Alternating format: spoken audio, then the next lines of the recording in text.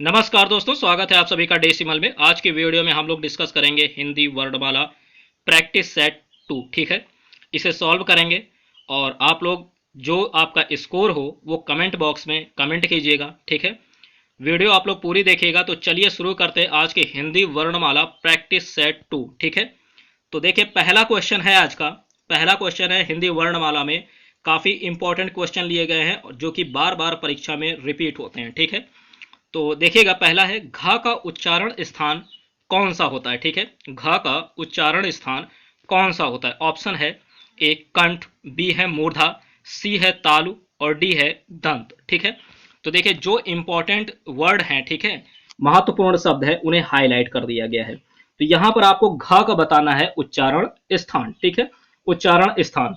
तो देखिएगा इसका राइट आंसर होगा A option. A option right answer होगा। घ जो है इसका उच्चारण जो स्थान है वो कंठ से होता है। कहां से होता है?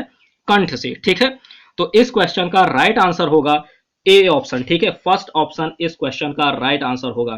घ का उच्चारण स्थान कंठ होता है। ठीक है, सभी क्वेश्चन इंपॉर्टेंट हैं और ये परीक्षा में कई बार पूछे गए हैं। ठीक है, यहां से प्रश्न परीक्षा में कई बार आए हैं। तो इंपॉर्टेंट क्वेश्चन, सेलेक्टेड क्वेश्चन लिए गए हैं। आप लोग वीडियो को पूरा देखिएगा। ठीक है, और जो भी आपका स्कोर होता है, जो भी स्कोर होता है उसे आप कमेंट बॉक्स में कमेंट कीजिएगा। ठीक, तो देखते हैं अगला क्वेश्चन। ये प्रैक्टिस सेट 2 है। ठीक है, सेकंड प्रैक्टिस सेट है। इसके पहले फर्स्ट वाला भी आप लोग सॉल्व कीजिएगा अगर नहीं किया है तो। अगला क्वेश्चन है इनमें से संयुक्त व्यंजन कौन सा है। ठीक है, तो बात कर रहे हैं संयुक्त व्यंजन की। संयुक्त व्यंजन की कौन सा है? ठीक है, तो देखिएगा ऑप्शन है ग, बी है ज, सी है ज्ञ और डी है ट। तो राइट आंसर नोट कीजिए। सेकंड क्वेश्चन का राइट आंसर होगा ज्ञ। ठीक है, सेकंड का राइट आंसर होगा सी ऑप्शन ज्ञ। ये जो है संयुक्त व्यंजन है। संयुक्त व्यंजन है। ठीक है, तो संयुक्त व्यंजन निम्न में से कौन सा है? सी ऑप्शन होगा ज्ञ।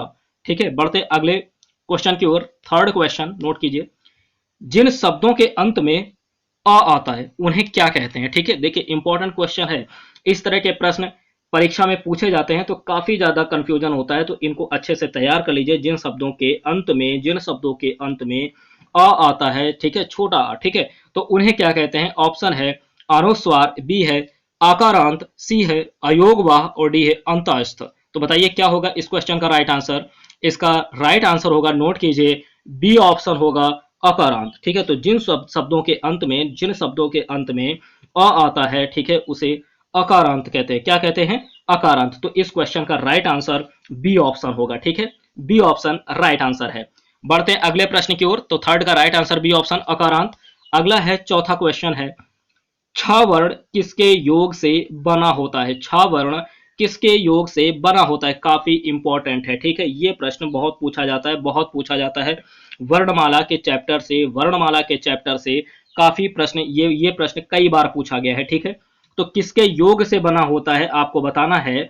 ऑप्शन है क धन च, बी है क प्लस च हलंत, सी है क हलंत प्लस स और डी है क हलंत प्लस च। ठीक है, तो देखिएगा गलती से भी सलजम वाले पर मत टिक करिएगा, मतलब सी ऑप्शन पर मत करिएगा। ये जो है ये का प्लस का हलंत प्लस सा। ठीक है, का हलंत प्लस सा, ध्यान दीजिएगा षटकोण वाले पर टिक करिएगा। ठीक है, तो छ वर्ण का प्लस सा के योग से बना होता है। ठीक है, का प्लस सा के योग से बना होता है। इस क्वेश्चन का राइट आंसर होगा डी ऑप्शन। ठीक है, डी ऑप्शन।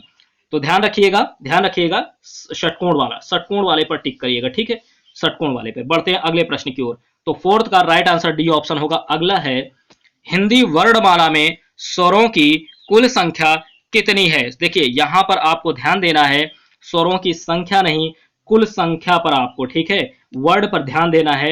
स्वरों की कुल संख्या, किस पर ध्यान देना है? कुल संख्या पर। ठीक है, जब कुल की बात करें, कुल की बात करें तो देखिएगा ऑप्शन है 10, बी है 11, सी है 12 और डी है 13। तो जब कुल की बात करें भैया तो यहां पर राइट आंसर होगा, राइट आंसर होगा 13, 13। ठीक है, तो याद रखिएगा हिंदी वर्णमाला में, हिंदी वर्णमाला में स्वरों की संख्या जब भी कुल संख्या पूछी जाए तो राइट आंसर 13 होगा। क्या होगा? 13। तो हिंदी वर्णमाला में याद रखिएगा स्वरों की कुल संख्या कितनी होती है? 13 होती है। कितनी होती है? 13, ठीक है, याद रखिएगा। बढ़ते अगले प्रश्न की ओर। अगला है, निम्न में से कौन स्वर नहीं है? स्वर नहीं है, ठीक है, कौन स्वर नहीं है? तो देखिएगा, जब भी इस तरह के प्रश्न आए तो उनमें आपको नहीं पर विशेष ध्यान देना है। जब भी नहीं वाले प्रश्न हों तो देखिएगा बाकी ऑप्शन सही होंगे, उनमें से एक गलत होगा, तो आपको याद रखना है नहीं पर विशेष ध्यान देना अगर नहीं वाला प्रश्न पूछा गया है, ठीक है। हड़बड़ाहट में जो चीज नहीं पूछी जा रही उसे मत बता देना, ठीक है। यहां पर कहा जा रहा स्वर नहीं है और गलती से आपने अगर किसी स्वर पर टिक कर दिया तो आपका आंसर गलत हो जाएगा, ठीक है। तो देखिएगा, अ, उ, ओ, ये तो स्वर हैं, ठीक है, ये ऊपर के तीन जो हैं आपके स्वर हैं। तो स्वर कौन सा इसमें से नहीं है जो नहीं पूछा गया है, मतलब कौन सा नहीं है? तो देखिएगा डी ऑप्शन, डी ऑप्शन आपका राइट आंसर होगा, ठीक है। इनमें से स्वर कौन सा नहीं है? डी ऑप्शन जो है चा, चा स्वर नहीं होता है, ये व्यंजन है, ठीक है। तो इस क्वेश्चन का सिक्स क्वेश्चन का राइट आंसर डी ऑप्शन होगा, ठीक है। और याद रखिएगा अ उ ओ ये क्या होते हैं? अ उ ओ ये स्वर होते हैं। क्या होते हैं? स्वर होते हैं, ठीक है। अभी पीछे हमने बात की कि हिंदी वर्णमाला में कुल स्वरों की संख्या कितनी होती है? तो 13 होती है, ठीक है। बढ़ते अगले प्रश्न की ओर। अगला है, नोट कीजिए, 7वां नंबर, प्रयत्न के आधार पर ल किस प्रकार की ध्वनि है? नोट कीजिए, ल बात कर रहे हैं यहां पर ल की, तो जो इंपॉर्टेंट है उसे हाईलाइट कर दिया है। प्रयत्न के आधार पर ल किस प्रकार की ध्वनि है? ध्वनि की बात कर रहे हैं। ऑप्शन है उत्क्षिप्त, बी है पार्श्विक, सी है संघर्षहीन, डी है प्रकंपित। तो इस क्वेश्चन का राइट आंसर होगा बी ऑप्शन, ठीक है। बी ऑप्शन, बी में क्या दिया है? पार्श्विक, ठीक है। तो याद रखिएगा प्रयत्न के आधार पर ला जो है ये पार्श्विक ध्वनि है। क्या है? पार्श्विक है, ठीक है, पार्श्विक ध्वनि। ला किस प्रकार की ध्वनि है? पार्श्विक। तो 7वें क्वेश्चन का राइट आंसर होगा B option, B option right answer है। बढ़ते हैं अगले प्रश्न की ओर। अगला प्रश्न है, देखिए, हिंदी वर्णमाला में देखिए व्यंजनों की संख्या पूछी गई, व्यंजनों की, ठीक है। तो अभी हमने स्वरों की बात की थी और इसमें व्यंजनों की संख्या बात कर रहे हैं। व्यंजनों की संख्या की ऑप्शन है 32, बी है 33, सी है 34 और डी है 35। तो इस क्वेश्चन का राइट आंसर होगा 33, ठीक है, यानी बी ऑप्शन सही है। याद रखिएगा हिंदी वर्णमाला में व्यंजनों की संख्या जो है, व्यंजनों की संख्या वो 33 होती है। और अगर स्वरों की संख्या पूछी जाए, स्वरों की संख्या, तो याद रखिएगा स्वरों की कुल संख्या जब पूछे, कुल की बात करें, कुल की, तो आप राइट आंसर 13 लगाएंगे, ठीक है। 13, देखिए इसमें भी लास्ट में 3 है, इसमें भी 3 है, नोट कीजिएगा। इस तरह से थोड़ा सा ट्रिक बना लीजिए, याद रखिएगा 33, ठीक है, ऊपर 13। स्वर जब कुल पूछें तो लास्ट में इसमें भी 3 है, इसमें भी 3 है, ठीक है। तो इस तरह से याद रखिएगा। तो हिंदी वर्णमाला में व्यंजनों की संख्या पूछें तो बी ऑप्शन राइट आंसर होगा 33। बढ़ते अगले प्रश्न की ओर। अगला है 9वां नंबर, अनुनासिक का संबंध होता है, अनुनासिक का संबंध होता है, ठीक है। तो देखिए ऑप्शन है, ए ऑप्शन है केवल नाक से, बी है केवल मुंह से, सी है नाक और मुंह दोनों से और डी है इनमें से कोई नहीं। तो देखिए समझ लीजिए अनुनासिक जो होता है उसका संबंध याद रखिएगा नाक से भी होगा और मुंह से भी होगा। याद रखिएगा अनुनासिक का संबंध नाक से भी होता है और मुंह से होता है, यानी दोनों होना चाहिए, ठीक है, समझ गए। तो यहाँ पर जो ऑप्शन है क्वेश्चन के, जो क्वेश्चन दिया गया है ऑप्शन के अकॉर्डिंग राइट आंसर जाएगा सी ऑप्शन। ना तो हम केवल नाक रख सकते हैं, ना ही केवल मुंह रख सकते हैं, ठीक है, क्योंकि दोनों एक साथ होने चाहिए, ठीक। तो ये तो दोनों आंसर हो नहीं सकते। राइट आंसर आपका जाएगा सी ऑप्शन, नाक और मुंह, नाक और मुंह दोनों से। अनुनासिक का जो संबंध होता है वो नाक और मुंह दोनों से होता है। इस क्वेश्चन का राइट आंसर सी ऑप्शन होगा, नाक और मुंह दोनों से, ठीक है। बढ़ते हैं अगले प्रश्न की ओर। 10वां नंबर देखिएगा, भाषा निर्माण की इकाइयों का सही अनुक्रम है। देखिए ये प्रश्न बहुत ज्यादा इंपॉर्टेंट है, इसको तो VIMP क्वेश्चन रखिए, इसको बहुत इंपॉर्टेंट है ये क्वेश्चन, इसको VIMP में रखिएगा, ठीक है। ये प्रश्न पूछा जा सकता है और ये प्रश्न आएगा तो देखिए कंफ्यूजन हो जाता है, इस वजह से गलत होता है। आता सभी को है लेकिन वहां पर जब कंफ्यूजन होगा तो क्वेश्चन गड़बड़ हो जाएगा, क्योंकि इसमें सही अनुक्रम आपको बताना है, ठीक है, उसका क्रम बताना है, क्रम से लगाना है, ठीक है, सीक्वेंस से लगाना है। तो भाषा निर्माण की इकाइयों का सही क्रम क्या होगा? भाषा निर्माण की इकाइयों का सही क्रम, तो पहले तो ऑप्शन देखिए, ध्वनि, शब्द, पद, वाक्य। बी है पद, वाक्य ध्वनि शब्द, सी है ध्वनि वाक्य पद शब्द और डी है इनमें से कोई नहीं। तो देखिएगा राइट आंसर जाएगा 10th क्वेश्चन का ए ऑप्शन होगा, ए ऑप्शन, क्योंकि सबसे पहले ध्वनि फिर शब्द और शब्द मिलकर के पद बनाएंगे और पद मिलकर के क्या बनाएंगे, वाक्य बनाएंगे, तब भाषा का निर्माण होगा। तो भाषा निर्माण की इकाइयां कौन सी होती हैं, ध्वनि शब्द पद वाक्य। ए ऑप्शन राइट आंसर होगा 10th क्वेश्चन का, ए ऑप्शन राइट आंसर होगा। बढ़ते अगले प्रश्न की ओर। अगला है 11 नंबर, निम्नांकित में से उच्चारण के आधार पर कंठ से लेकर मुख विवर में उच्चरित व्यंजन ध्वनियों का सही अनुक्रम क्या है। तो ऑप्शन देखिएगा यहां पर, सबसे पहले आप ध्यान दीजिए, उच्चारण के आधार पर, कहां से, कंठ से लेकर मुख विवर, यानी सब कुछ बताना है सारा, ठीक है, कंठ से लेकर मुख विवर में उच्चरित व्यंजन ध्वनियों का सही अनुक्रम क्या है, ठीक है। तो कंठ से मुख विवर, ठीक है, कंठ से मुख विवर की ओर। तो देखिएगा ऑप्शन है तालव्य, बी है कंठ, सी है ओष्ठ, डी है दंत और सॉरी तालव्य, ए ऑप्शन में जो क्रम है तालव्य कंठ ओष्ठ दंत और वर्ष, ठीक है। बी है कंठ तालव्य वर्ष दंत और ओष्ठ, डी है वर्ष दंत ओष्ठ कंठ और तालव्य। तो सबसे पहले देखिएगा ऑप्शन जो है 11th का यहां पर आपको ध्यान देना, सही आंसर होगा बी। क्यों होगा, देखिएगा स्टार्टिंग कहां से होगी भैया, स्टार्टिंग होगी कंठ से, क्योंकि कह रहे हैं कंठ से बोल रहे हैं ना, तो कंठ तो शुरुआत में ही होगा, तालव्य या वर्ष ये सब नहीं होगा। सबसे पहले कहां से स्टार्ट होगा, कंठ से, कंठ की ओर से पूछ रहे हैं ना, तो कंठ से स्टार्टिंग करिए, कंठ, फिर उसके बाद आपका तालव्य आएगा, फिर वर्ष आएगा, फिर दंत आएगा, फिर ओष्ठ आएगा, ठीक है। तो ये इसका सही सीक्वेंस होगा, याद रखिएगा बी ऑप्शन राइट आंसर होगा, बी ऑप्शन सही सीक्वेंस है, इस बी ऑप्शन सही सीक्वेंस है, कंठ तालव्य वर्ष और दंत और ओष्ठ, ठीक, ये इसका राइट आंसर होगा। बढ़ते अगले प्रश्न की ओर, ये क्वेश्चन भी काफी इंपॉर्टेंट है, इसको इंपॉर्टेंट टिक रखिएगा, ठीक है, ये प्रश्न पूछा जा सकता है, इस प्रश्न को इंपॉर्टेंट रखिएगा, टिक लगा लीजिएगा, स्टार लगा लीजिएगा, हाईलाइट कर लीजिएगा, कुछ भी करिए, इसको तैयार रखिएगा, ठीक है। बढ़ते अगले प्रश्न की ओर। अगला है 12 नंबर, अनुनासिक व्यंजन कौन से होते हैं, अनुनासिक, ठीक है।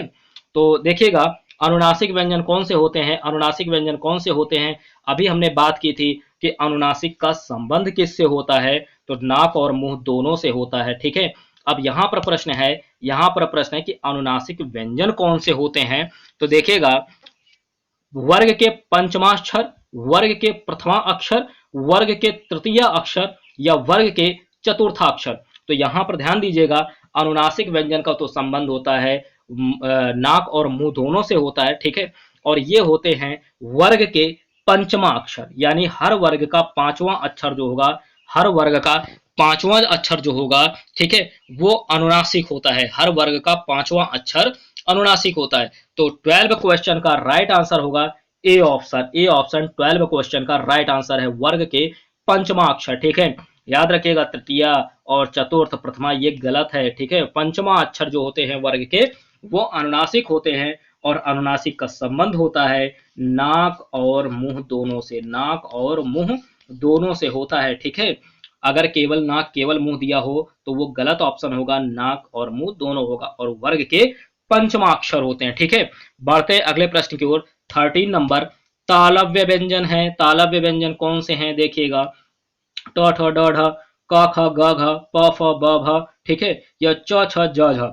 तो देखिएगा ऑप्शन के अकॉर्डिंग देखेंगे, ऑप्शन में तालव्य व्यंजन पूछा, क्वेश्चन में तालव्य व्यंजन पूछा जा रहा है, तो तालव्य जो होते हैं वो आपका डी ऑप्शन होगा, च छ ज झ, ठीक है, च छ ज झ ये आपके तालव्य होते हैं, ठीक है। क ख ग घ ये आपके कंठ होते हैं, ठीक है। तो ये आपका राइट आंसर होगा, 13 का राइट आंसर होगा, नोट कीजिए डी ऑप्शन, क्या होगा, डी ऑप्शन, तालव्य व्यंजन च छ ज झ, ठीक है, और कंठ होते हैं क ख ग घ, ठीक है। तो इस क्वेश्चन का राइट आंसर डी ऑप्शन होगा। बढ़ते अगले प्रश्न की ओर। अगला प्रश्न 14 नंबर नोट कीजिए। निम्न में से कौन एक संयुक्त व्यंजन नहीं है? देखिए अभी हमने पीछे भी बात की थी, नहीं पर विशेष ध्यान दीजिएगा। जब नहीं वाले प्रश्न आते हैं इनमें वो गलती मत करिएगा कि जो नहीं पूछा जा रहा है वही बता बैठे, ठीक है। पूछा जा रहा है वो गलती मत करिएगा कि यहाँ पर नहीं पूछा जा रहा, तो आपको नहीं वाले पर ध्यान देना है, ठीक है। निम्न में से कौन एक संयुक्त व्यंजन नहीं है, ठीक। तो देखिएगा छ, श, त्र, ज्ञ। तो देखिए जो संयुक्त व्यंजन होते हैं वो आपके होते हैं छ, देखिएगा फिर से छ होते हैं, ठीक है। छ है, त्र है और ज्ञ है, ये होते हैं, ठीक है। इनमें से जो दिए गए हैं ऑप्शन दिए गए हैं मैं उनकी बात कर रहा हूं, तो यहां पर मैच करिएगा कौन कौन से। छ है, त्र है, ज्ञ है, ठीक है। तो आपके छ, त्र, ज्ञ पहला भी ऑप्शन मिल रहा है, तीसरा भी मिल रहा है, चौथा भी मिल रहा है, यानी A option, C option, D.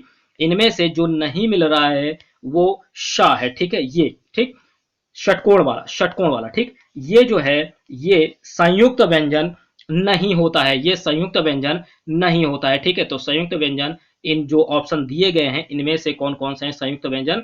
छ है, त्र है, ज्ञ है। मैं ऑप्शन के अकॉर्डिंग बात कर रहा हूं, छ है, त्र है और ज्ञ है, ठीक है। और कौन सा नहीं होगा? तो जो नहीं है वो राइट आंसर बी होगा, ठीक है, श। बढ़ते अगले प्रश्न की ओर। अगला है निम्न में से कौन अयोगवाह है? अयोगवाह, ठीक है, अयोगवाह। तो देखिएगा ऑप्शन है महाप्राण, बी है अल्प प्राण, सी है विसर्ग और डी है संयुक्त व्यंजन। तो आपको यहां पर बताना है अयोगवाह, ठीक है। स्टार्टिंग में मैंने बताया कि हर क्वेश्चन में जो भी इंपॉर्टेंट शब्द हैं, जो भी इंपॉर्टेंट वर्ड हैं, उन्हें हाईलाइट कर दिया गया है, ठीक है, ताकि आपको सिर्फ उन्हीं शब्दों पर ध्यान देना हो जो पूछा जा रहा है, जो पूछा जा रहा है सिर्फ उसी पर आपका फोकस हो। तो देखिएगा निम्न में से अयोगवाह है, कौन कौन से हैं? तो राइट आंसर इसका जाएगा विसर्ग। क्या होगा? विसर्ग, अयोगवाह, ठीक है, अयोगवाह विसर्ग होगा, ठीक।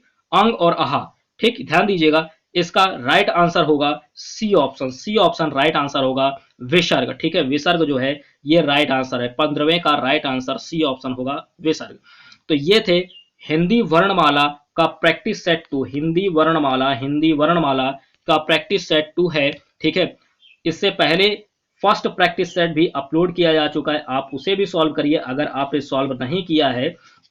तो हिंदी वर्णमाला, हिंदी वर्णमाला का प्रैक्टिस सेट 2 फर्स्ट जो है, प्रैक्टिस सेट फर्स्ट जो है 1, उसे भी सॉल्व कीजिए और जो भी आपका स्कोर होता है वो कमेंट बॉक्स में कमेंट कीजिए, ठीक है। तो इस वीडियो में जो प्रैक्टिस सेट हम लोगों ने सॉल्व किया, आपके कितने सही होते हैं, ठीक है, 15 में आपके कितने सही हुए वो आप कमेंट बॉक्स में कमेंट कीजिए कि 15 क्वेश्चन में आपके कितने सही हुए हैं, ठीक है। तो सारे क्वेश्चन सिलेक्टेड हैं, इंपॉर्टेंट हैं, ठीक है, काफी इंपॉर्टेंट क्वेश्चन है। ध्यान दीजिएगा इनमें जो सबसे ज्यादा इंपॉर्टेंट है, सबसे ज्यादा अनुनासिक व्यंजन 12 नंबर, 11 नंबर, 10 नंबर बहुत ज्यादा इंपॉर्टेंट है, बहुत ज्यादा, ठीक है। 10 नंबर बहुत ज्यादा इंपॉर्टेंट है, अनुनासिक 9 नंबर। जितने भी क्वेश्चन है सारे इंपॉर्टेंट हैं, ठीक है, सारे इंपॉर्टेंट हैं और सिलेक्टेड लिए गए हैं।